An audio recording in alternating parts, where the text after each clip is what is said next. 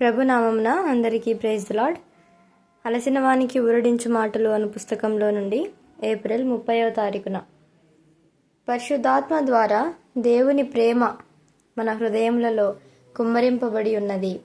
రోమీలకు రాసిన పత్రిక 5వ అధ్యాయము 5వ వచనం.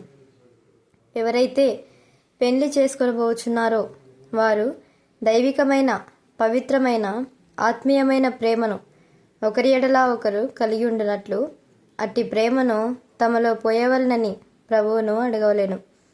ఇట్టి ప్రేమ శరీరాకర్షణల మీద, భూసంబంధమైన ఆస్తిపాస్తుల మీద, భూసంబంధమైన అర్హతల మీద ఆధారపడి ఉండదు. ఇట్టి ప్రేమ అంతరంగిక అనుభవం గలదై ఉండవలెను. అది దేవుని వరమే.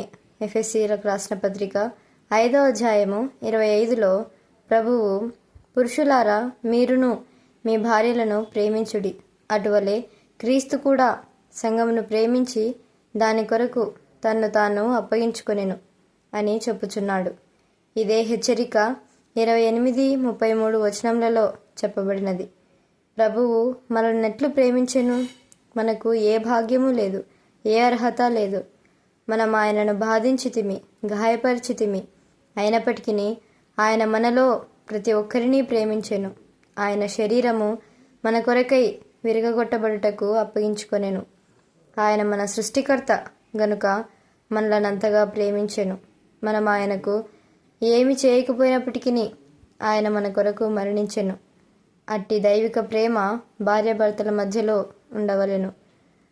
వారు విశ్వాసముతో, యేసుక్రీస్తు ప్రభువా, నీ సన్నిధిలో నీ చేత జతపరచబడితిమి. దయచేసి మేము ఒకరిడలా ఒకరము ప్రేమ కలిగి ఉండునట్లు పరలోకము నుండి నీ ప్రేమను మా హృదయములలో కుమ్మరించుము అని ప్రార్థించవలెను.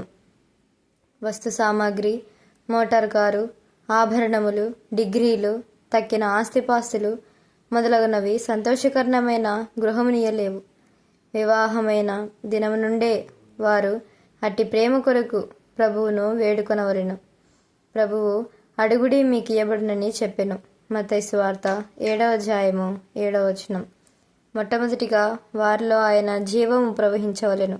అప్పుడు పవిత్రమైన పరలోకపు ప్రేమ వారిని నిజమైన తల్లిదండ్రులుగా, స్నేహితులుగా, జతపనివారుగా, చెలికాండ్రగా చేయును.